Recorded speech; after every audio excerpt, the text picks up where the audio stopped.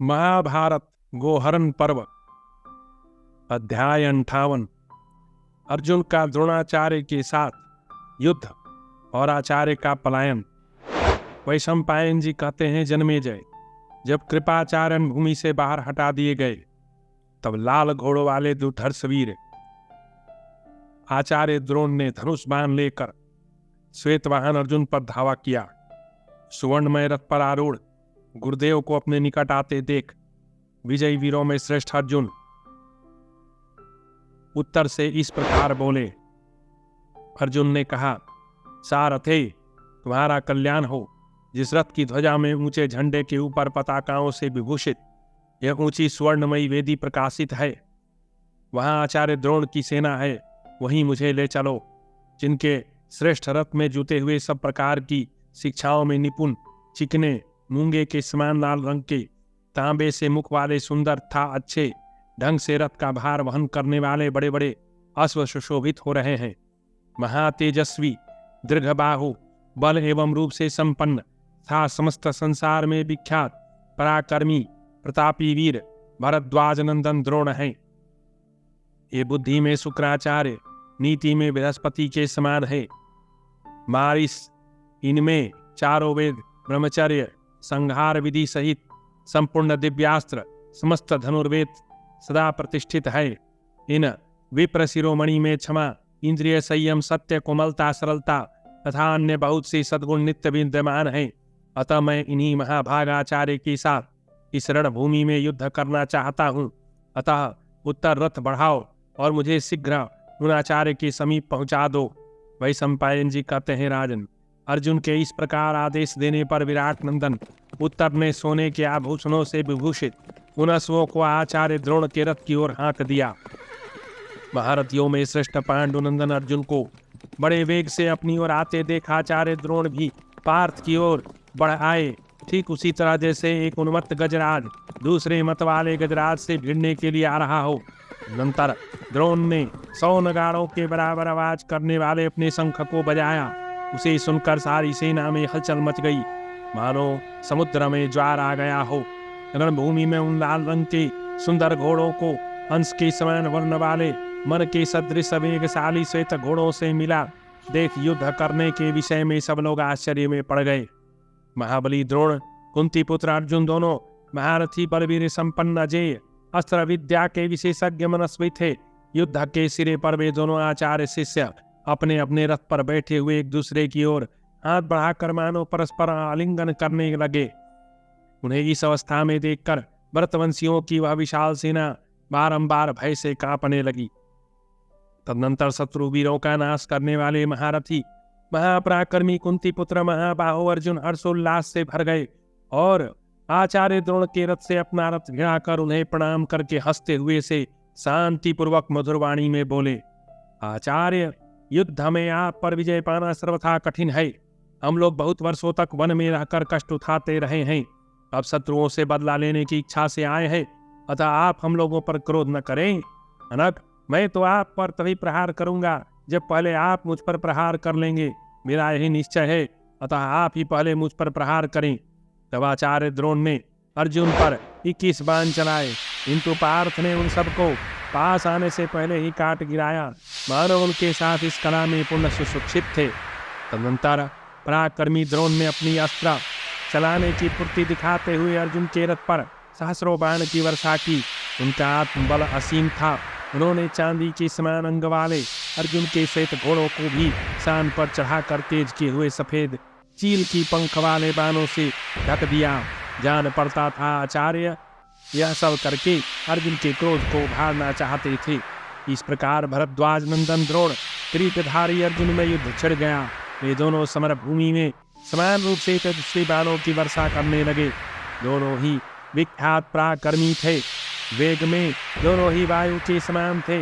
वे दोनों गुरु शिष्य दिव्यास्त्रों के महापंडित और उत्तम तेज से संपन्न थे। परस्पर बाणों की झड़ी लगाते हुए दोनों ने सब राजाओं को मोह में डाल दिया।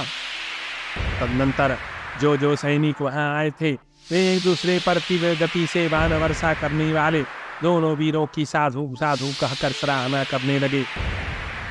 भला युद्ध हमें अर्जुन के सिवा दूसरा कौन द्रोणाचार्य का सामना कर सकता है। यह क्षत्रिय धर्म कितना भयंकर है कि शिष्य को गुरु से युद्ध करना पड़ा।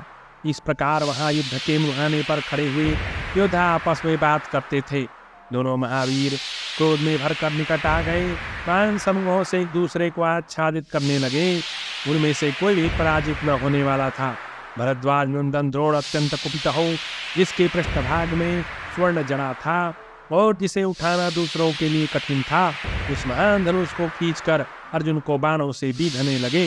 उन्होंने अर्जुन के रथ पर बाणों का जाल बिछा दिया। इतना ही नहीं, शान पर चढ़ाकर तेज किए हुए उन तेजस्वी बाणों द्वारा उन्होंने सूर्य की प्रभा को आच्छादित कर दिया। जैसे मेघ पर्वत पर जल की वर्षा करता है, उसी प्रकार महाबाहो महारथी द्रोण पृथ्वीपुत्र अर्जुन को अत्यंत वेगशाली तीखे बाणों से बीध रहे थे। इसी प्रकार हर्ष में भरे हुए वेगशाली पांडुनंदन अर्जुन भी भार सहन करने में समर्थ और शत्रुओं का नाश करने वाला उत्तम एवं दिव्य गांडीव धनुष लेकर बहुत से स्वर्ण भूषित विचित्र बाणों की वर्षा कर रहे थे।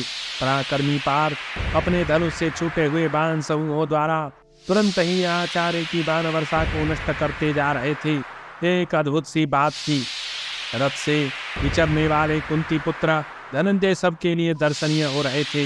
उन्होंने सब दिशाओं में एक ही साथ अस्त्रों की वर्षा दिखाई और आकाश को चारों ओर से बाणों द्वारा ढककर एकमात्र अंधकार में निमग्न सा कर दिया। उस समय आचार्य द्रोण कोहरे से ढके हुए की भांति अदृश्य हो गए। उत्तम बाणों से ढके हुए द्रोणाचार्य का स्वरूप उस समय ऐसा जान पड़ता था मानो सब ओर से जलता हुआ कोई पर्वत हो। आचार्य द्रोण संग्राम भूमि में बड़ी शोभा पाने वाले थे।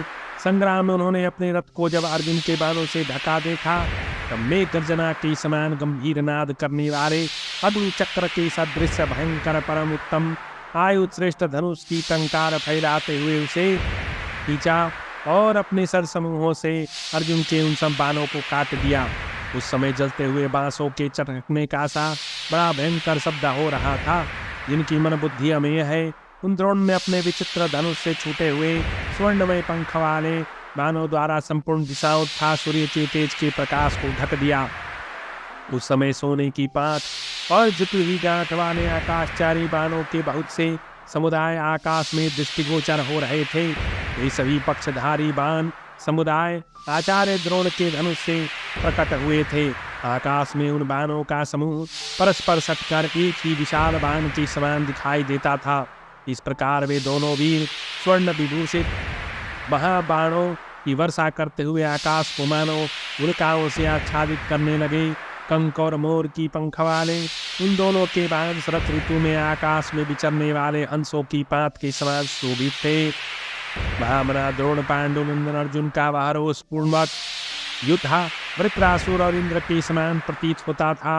जैसे दो हाथी एक दूसरे से भिड़कर दांतों के अग्रभाग से प्रहार करते हो, उसी प्रकार वे दोनों धनुष को अच्छी तरह खींचकर छोड़े हुए बाणों द्वारा एक दूसरे को घायल कर रहे थे। क्रोध में भरे हुए उन दोनों वीरों की रणभूमि में बड़ी शोभा थी।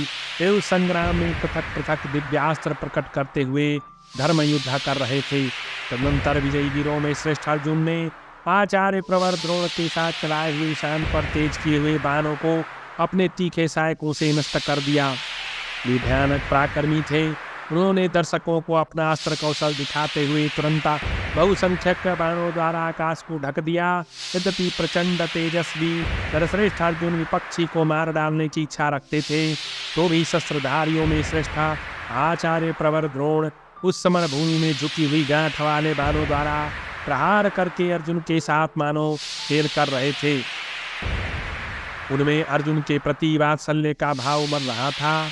उस तुमुल युद्ध में अर्जुन दिव्यास्त्रों की वर्षा कर रहे थे, किंतु आचार्य अपने अस्त्रों द्वारा उनके अस्त्रों का निवारण करके उन्हें लड़ा रहे थे। ये दोनों नरश्रेष्ठ जब क्रोध और अमरस में भर गए, तब उनमें से परस्पर देवताओं और दानवों की भांति घमासान युद्ध छिड़ गया।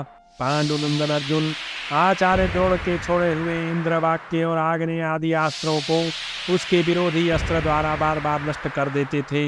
इस प्रकार वे दोनों महान धनुर्धर शूरवीर तीखे बाण छोड़ते हुए अपनी बाण वर्षा द्वारा आकाश को एकमात्र अंधकार से निमग्न करने लगे। अर्जुन के छोड़े हुए बाण जब देहधारियों पर पड़ते थे तब पर्वतों पर गिरने वाले वज्र की समान भयंकर शब्द सुनाई देता था।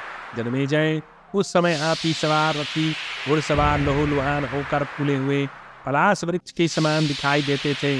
द्रोणाचार्य अर्जुन के उस युद्ध में पार्थ के बाणों से पीड़ित हो कितने ही योद्धा मर गए, कितनों की केयूर भूषित भुजाएं कटकर गिरी, विचित्र वेशभूषा वाले महारथी धराशायी हो रहे थे, स्वर्ण जटित विचित्र कवच और ध्वजाएं बिखर रही थी। इन सब कारणों से वह सारी सेना उद्भ्रांत सी हो गई थी। उन दोनों के धनुष भार सहन करने में समर्थ थे। वे उन धनुषों को कपाते हुए बाणों द्वारा एक दूसरे को बीधते और आच्छादित कर देते थे। भरतश्रेष्ठ जन्मेजय, तदनंतर द्रोण और कुंती पुत्र में बलि और इंद्र की संग्राम सा टोल युद्ध होने लगा। उस समय बाणों की बाजी लगाकर युद्ध का जुआ खेला जा रहा था। दोनों वीर धनुष को कान तक खींचकर छोड़े हुए झुकी गांठ वाले बाणों से एक दूसरे को विदीर्ण कर रहे थे। उसी समय आचार्य द्रोण की प्रशंसा करने वाले देवताओं का शब्द आकाश में गूंज उठा। अहो, द्रोणाचार्य ने बड़ा दुष्कर कार्य किया। अब तक अर्जुन के साथ युद्ध में डटे रहे। हे अर्जुन, तो शत्रुओं को मत डालने वाले महापराक्रमी दृढ़ मुष्टि वाले जो दर्श था संपूर्ण देवताओं दैत्यों को जीतने वाले महारथी वीर है। उस समर भूमि में अर्जुन का कभी न चूकने वाला स्वभाव, अस्त्र शस्त्रों की अद्भुत शिक्षा, हाथों की फुर्ती, दूर तक बाण मारने की शक्ति देखकर आचार्य द्रोण को भी विस्मय हुआ। जन्मेजय, तदनंतर रणभूमि में कुंती पुत्र ने दिव्य गांडीव धनुष को ऊंचे उठाकर कुपित हो उसे दोनों हाथों से खींचना आरंभ किया। फिर तो टिड्डियों के झुंड के समान उनकी बाण वर्षा देखकर वे सभी सैनिक आश्चर्यचकित हो साधु साधु कहते हुए प्रशंसा करने लगे। उनके बाणों के भीतर वायु भी प्रवेश नहीं कर पाती थी। कुंती नंदन अर्जुन निरंतर बाणों को हाथ में लेते, धनुष पर रखते, छोड़ते, कोई भी उनकी इन क्रियाओं को क्षण भर का भी अंतर नहीं देख पाता था। इस प्रकार शीघ्रता पूर्वक अस्त्र प्रहार के द्वारा चलने वाले उस अत्यंत भयंकर संग्राम में कुंती पुत्र अर्जुन शीघ्र एवं अत्यंत शीघ्र दूसरे बाण प्रकट करने लगे।